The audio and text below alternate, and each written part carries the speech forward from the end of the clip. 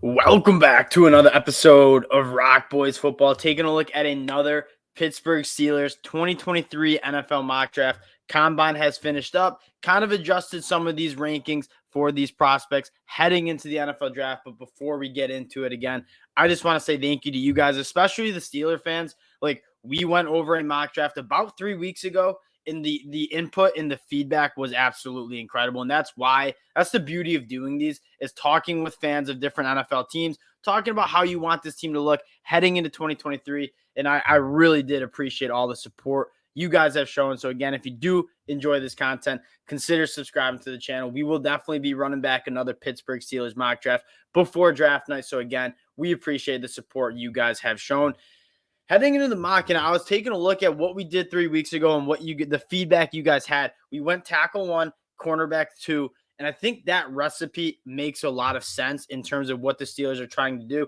Let's fire this up. We'll talk about how this draft might play out for the Steelers. But picking 17, my take on this, and this is really unfortunate because it looks like all 3 of those tackles that we really like are off the board before 17, and that certainly might be an issue. Broderick Jones going 13, Peter Skronsky, Paris Johnson back to back to back.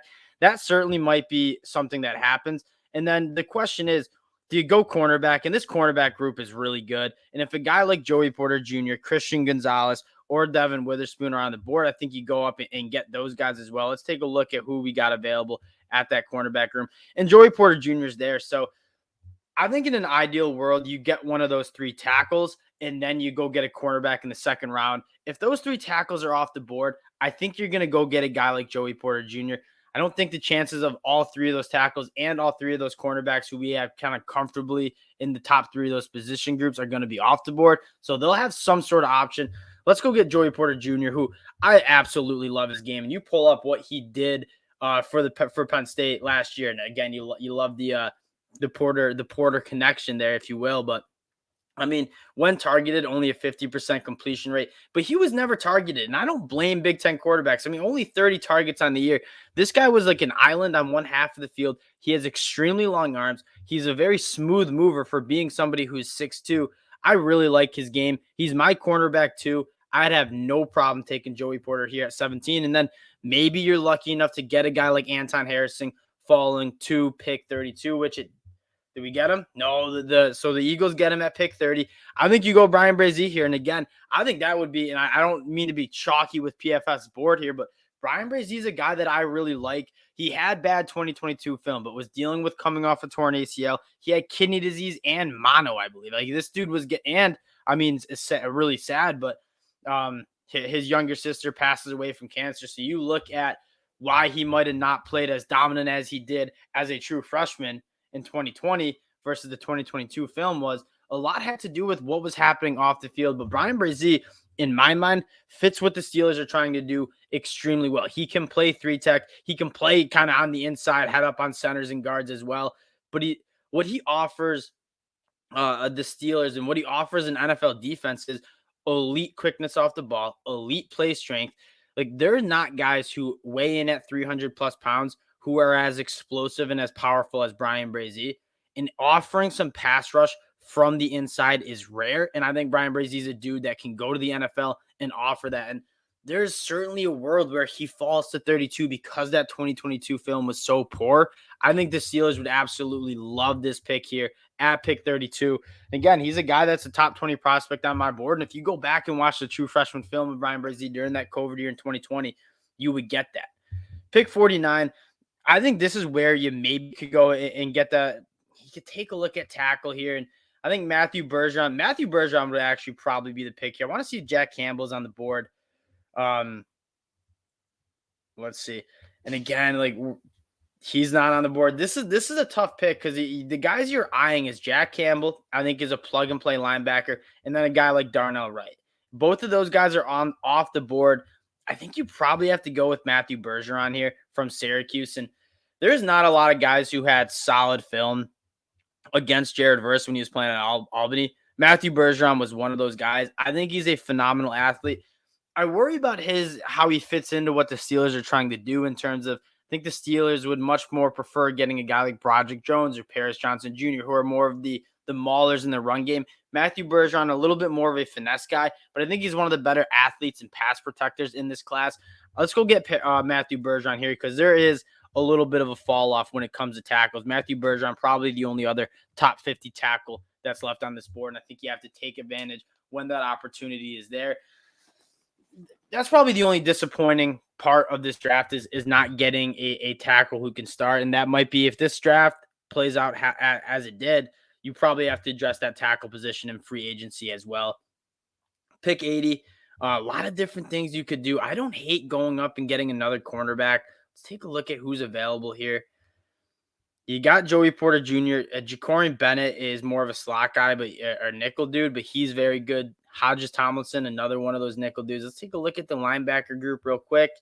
So I do think an off-ball linebacker is in the cards as well. Probably would be DeMarvion Overshown. Dorian Williams tested out really well at the combine. I like Ivan Pace Jr. Ivan Pace Jr. is my highest graded linebacker. He's a little bit of a smaller dude, but plays with his head on fire. I'm a big fan of Ivan Pace Jr. And I'm a big fan of how he might translate to the next level because he doesn't rely on like extreme athleticism. And he's a good athlete, but he doesn't rely on that. What he relied on in college is being a phenomenal player with instincts. And I think that's the type of stuff that translates. Being able to recognize and fire your gap really quickly is something that Ivan Pace Jr. does extremely well. And he's a guy that he plays with a high motor, even if he's not a starting linebacker year one. He's a guy that I think can be a starter and certainly be productive on special teams. My only worry about this pick is I don't know if he is a top 80 dude in terms of draft value. I'm more looking at Tank Dell.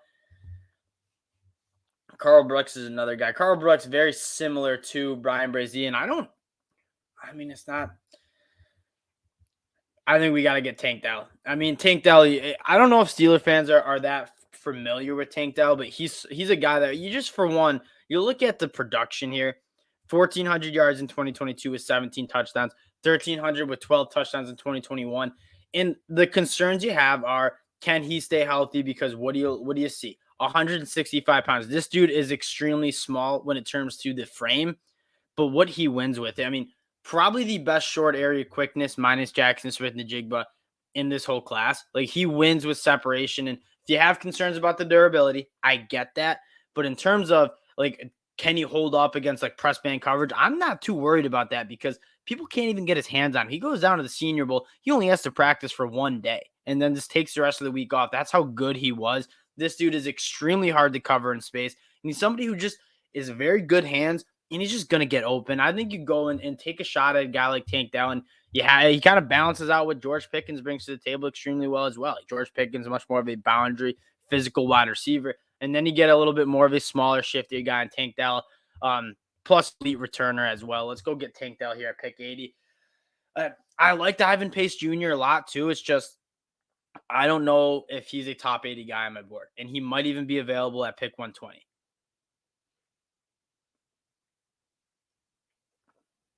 I mean, Hodges Tomlinson still being there is absolutely wild to me. Moro Ojomo would be if we didn't get Brian Brazier, I think Moro Ojomo would be a very, very nice pick here as well. Ivan Pace Jr. still on the board. I think that's probably where you go. Hodges Tomlinson, that would be, you know what, we might get him. And I get your concern. Very similar to Tank Dell, like much more of a smaller guy, but this dude was absolutely nails. Like, look at the completion percentage, and he was targeted 81 times, only 28 catches on him, 5 interceptions the last 2 years, and he played outside. Like, he did not play much slot for TCU, and you look at the height and weight, 5'9", 180. So he's probably a guy that you're throwing in the slot at the next level, or in that nickel at the next level. But he played boundary corner at a very high level. I think you just take it. I think you take a rip at a guy who is just a really good football player. I get the size might be a concern, but similarly to Tank Dell, he's one of the best players in this cornerback class on the film, and you might just have to trust the film there. All right, we got pick one. Oh, wow, 236. And this is the one problem is we really didn't address that linebacking group, which is not ideal. And that's probably a position you got to address in free agency now.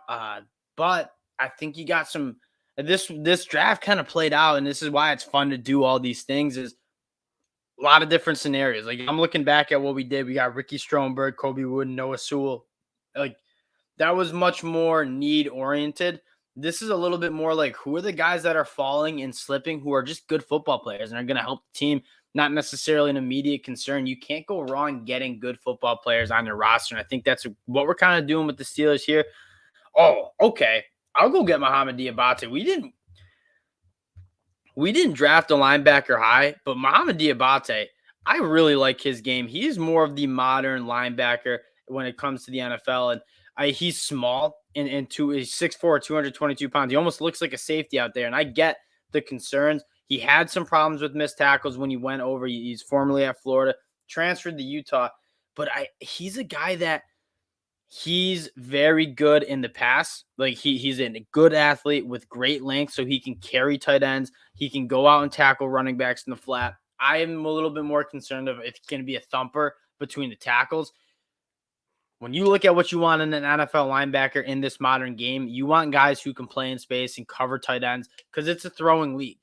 And I think Mohamed Diabate is a guy that maybe you have to put some more weight on him because that 6'4" frame could probably get up to 235 and be a little bit more physical in the box when it comes to taking on blocks. But, man, he is an athlete when it comes to going sideline to sideline. I think it's worth taking a shot on him. And last pick of the draft for the Steelers is trying to just find a guy that I really like.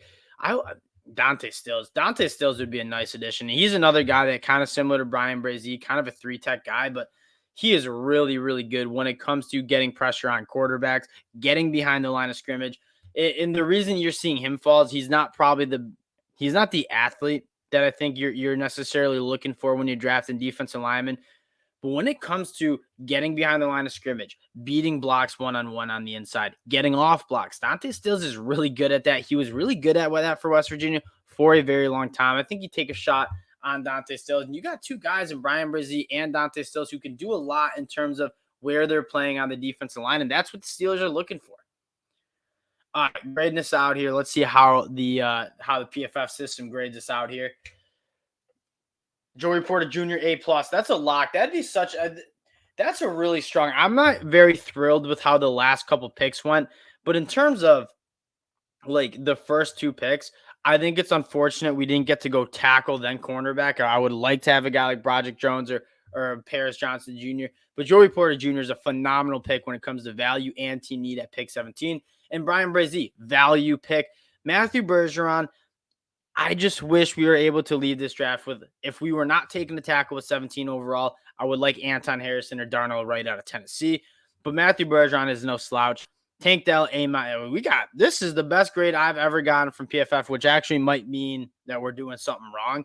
But it was a lot of value, right? Like Hodges Tomlinson, you have some question marks about the size in the NFL, but he's a damn good football player that was a significant factor in TCU making the college football playoffs. He's a winner. Tank Dell, the reason Houston was able to score points, like you're getting guys who were very productive during their college careers. And I love having guys who have production as they go to the NFL because they've done it. They're not necessarily projections. You know they can play football at a high level. Now you're just seeing if they can play football at a high level at the NFL level. Again, that'll do it for the boys.